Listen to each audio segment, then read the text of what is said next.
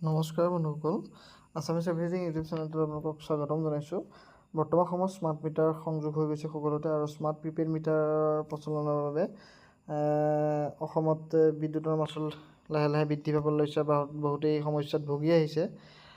গতিকে চৰকাৰে এটা বিশেষ আঁচনি আনিছে, যাৰ যোগেদি আপোনালোকে লাইটৰ বিলটো সম্পূৰ্ণ বিনামূলীয়া কৰি তুলিব পাৰে। ইয়াৰ বাবে কি কৰিব লাগিব চাওঁচোন আহক। প্ৰথমতে আপোনালোকে ডেছক্ৰিপশ্যনত দিয়া লিংকটোত গৈ এনেদৰে এটা পেজ পাব। ইয়াত প্ৰথমতে আপোনালোকে ৰেজিষ্ট্ৰেশ্যন কৰিব লাগিব। ৰেজিষ্ট্ৰেশ্যন কেনেকৈ কৰিব তাৰ ওপৰত এটা ভিডিঅ' বনাই থৈছোঁ, সেইটো মই ডেছক্ৰিপশ্যনত আছে লিংকটো, আপোনালোকে এবাৰ গৈ চাই ল'ব। ঠিক আছে, তাৰপিছত আপোনালোকে লগ ইন কৰিব লাগিব।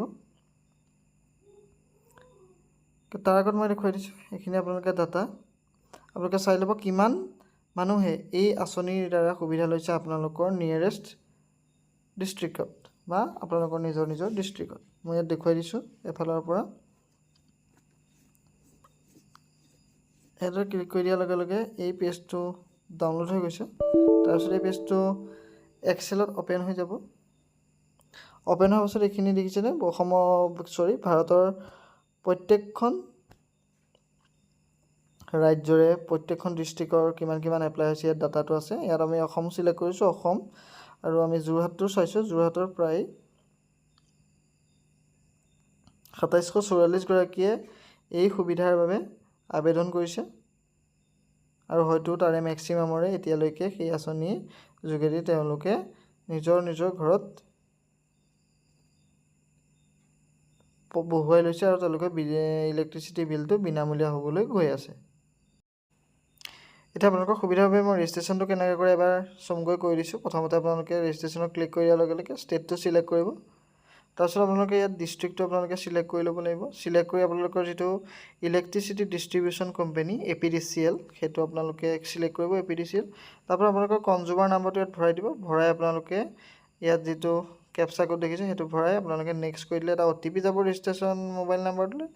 সেই OTPটো আপোনালোকে ফিল কৰি দিয়ে আপোনাৰ ৰেজিষ্ট্ৰেশ্যন হৈ যাব। তাৰপাছত আপোনালোকে বেক কৰি লগ ইনলৈ আহিব লাগিব। আৰু লগ ইনলৈ আহি আপোনালোকে ইয়াত প্ৰথমতে ৰেজিষ্ট্ৰেশ্যন যিটো মোবাইল নাম্বাৰ আছে সেই মোবাইল নাম্বাৰটো ইয়াত টিপিব লাগিব। টিপাৰ পাছত আপোনালোকে নেক্সট কৰি আপোনালোকে লগ ইন কৰিব পাৰিব। এতিয়া দুটা ষ্টেপ মই আপোনালোকক কৈ দিলোঁ। ৩ নম্বৰ ষ্টেপটোৰ বিষয়ে আপোনালোকক কৈ দিছোঁ। আপোনালোকে লগ ইন কৰি এপ্লাই কৰাৰ পাছত আপোনালোকৰ ফেচিবিলিটিখিনি এপ্ৰুভ হোৱালৈকে ৰ'ব লাগিব। ৰোৱাৰ পাছত আপোনালোকৰ এই ঘৰত ইনষ্টলেশ্যন হৈ যাব চ'লাৰ প্লেনটো। আৰু চ'লাৰ প্লেনটো ইনষ্টল হোৱাৰ পাছত আপোনালোকে এই গোটেই প্লেনটোৰ ডিটেইলছটো আপোনালোকে অনলাইন যোগেদি পুনৰ লগ ইন কৰি ছাবমিট কৰিব লাগিব। ছাবমিট কৰাৰ পাছতেই আপোনালোকে এখন চাৰ্টিফিকেট ডাউনলোড কৰিবলৈ পাব, যিখনত কমিশ্যনিং চাৰ্টিফিকেট বুলি কৈছে, সেইখন ডাউনলোড কৰিব লাগিব। ডাউনলোড কৰাৰ পাছত আপোনালোকে নিজৰ বেংক ডিটেইলছটো আৰু কেঞ্চেল চেক আপোনালোকে এই পৰ্টেলত গৈ আপলোড কৰিব লাগিব। আৰু আপলোড কৰাৰ লগে লগে আপোনালোকে চৰকাৰৰ পৰা টকাখিনি পাব, আৰু এই টকাখিনি ছাবচিডি হিচাপত পাব আপোনালোকে। প্ৰথমতে লগ ইন কৰাৰ পাছত কেনেদৰে ৱেব পেজটো পাব মই আপোনালোকক দেখুৱাই দিছোঁ, যিহেতু মই ৰেজিষ্টাৰ কৰা আছে। মোবাইল নাম্বাৰ OTP কেপচা ভৰোৱাৰ পাছত আপোনালোকে ইয়াত OTP আহিব। OTPটো ভৰাই আপোনালোকে লগ ইন কৰি দিলে মোৰ যেনেকৈ আহিছে সেই অপশ্যনটো তেনেদৰে আপোনালোকৰ গোটেই ডিটেইলছখিনি আহি যাব। মই গোটেইখিনি ফিল আপ কৰা নাই। ইয়াত আপোনালোকে প্ৰথমতে কনজিউমাৰ এপ্লিকেশ্যন ছাবমিট কৰিব লাগিব। ছাবমিট কৰি দিয়াৰ পাছত আপোনালোকৰ ফেচিবিলিটি এপ্ৰুভেল হ'ব। এপ্ৰুভেল হোৱাৰ পাছত আপোনালোকৰ ঘৰত চ'লাৰ ইনষ্টলেশ্যন হ'ব। ইনষ্টলেশ্যনৰ গোটেই ডিটেইলছটো আপোনালোকে পুনৰ কৈ দিছোঁ, ছাবমিট কৰিব লাগিব।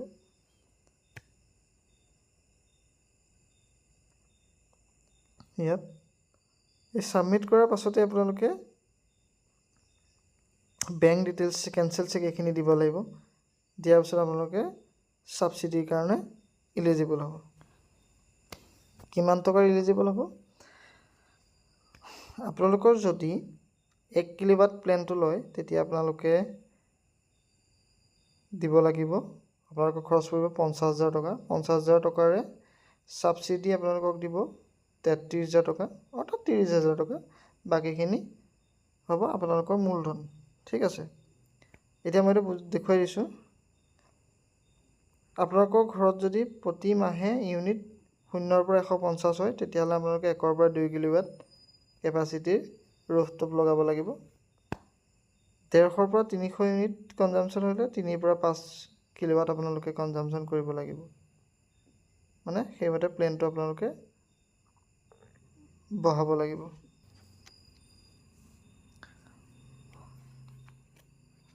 সেইদৰে আপোনালোকে যিমানে ওপৰলৈ গৈ থাকিব আপোনালোকৰ ছাবচিডিটো সিমানে বাঢ়ি গৈ থাকিব মেক্সিমাম চৰকাৰে ৭৮,০০০ টকালৈকে আপোনালোকক ছাবচিডি দিব আপোনালোকৰ 5 কিলোমিটাৰৰ ওপৰৰ প্লেনৰ কাৰণে এতিয়া আপোনালোকক কিমান পৰিমাণৰ ৰুফটপ চলাৰ লাগিব সেইটো কেনেকৈ কেলকুলেট কৰিব ইয়াত আপোনালোকে ক্লিক কৰি দিব প্ৰথমতে ষ্টেট অফ আছাম সিলেক্ট কৰিব তাৰপিছত কেটেগৰীটো কমাৰ্চিয়েল নে কি ৰেচিডেঞ্চিয়েল সিলেক্ট কৰিব এভাৰেজ মন্থলি বিল আপোনাৰ কিমান আহে সেইটো আপোনালোকে ক্লিক কৰি দিব ক্লিক কৰি আউট কেলকুলেট বুলি যিটো অপশ্যন আছে তাক ক্লিক কৰি দিব ক্লিক কৰি দিয়াৰ লগে লগে আপোনাৰ কিমান টকা আপোনাৰ ছাবচিডি পাব কিমান টকা আপুনি খৰচ কৰিবলৈ সেইখিনি লাগিছে ইয়াত এষ্টিমেটেড প্ৰজেক্ট কষ্ট 50,000 টকা দেখুৱাইছে ৰুফটপ এৰিয়া লাগিব 130 স্কোয়াৰ ফিট লাগিব ইলেক্ট্ৰিচিটি জেনেৰেট কৰিব 4.32 কিলোৱাটছ পাৰ ডে ছাবচিডি থাকিব 50,000 33,000 টকা 70,000 টকা এষ্টিমেটেড কনজিউমাৰ শ্বেয়াৰ মানে আপুনি খৰচ কৰিব লাগিব এইখিনি ফ্ৰী হ'ব মই বজাই আছোঁ আপোনালোকক ভিডিঅ'টো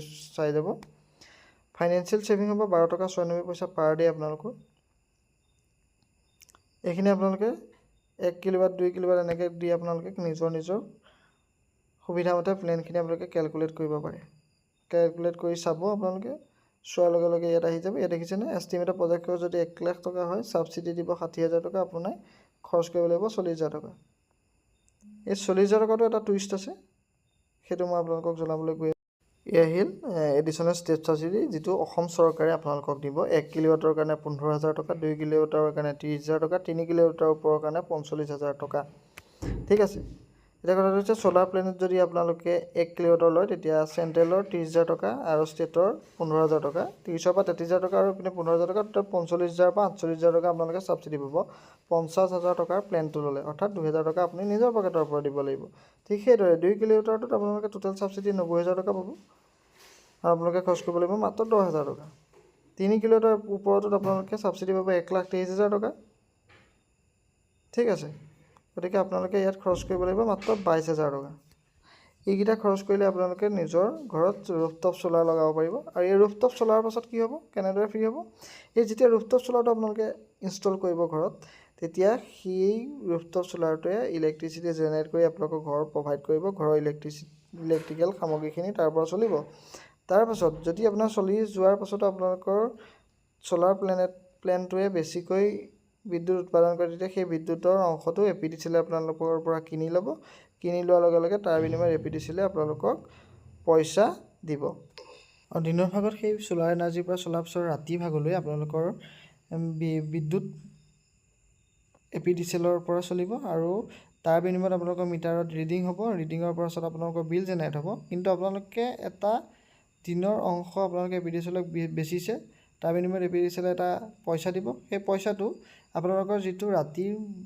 ৰাতিৰ লাইট জ্বলাৰ বাবে বিল আহিলে সেই বিলৰ পৰা আপোনালোকক এপিডিচিএলে দিয়া টকাটো মাইনাছ হৈ যাব মাইনাছ হৈ যিটো বিল আহে সেইটোহে আপুনি এপিডিচিএলক প্ৰভাইড কৰিব লাগিব অৰ্থাৎ সেইটো হয়তো শূন্যও হ'ব পাৰে গতিকে আশা কৰিছোঁ ভিডিঅ'টো চাই ভাল পালে ভিডিঅ'টো লাইক কৰি দিব শ্বেয়াৰ কৰি দিব যদি চেনেলটো ছাবস্ক্ৰাইব কৰা নাই ছাবস্ক্ৰাইব কৰি দিবলৈ নাপাহৰিব ধন্যবাদ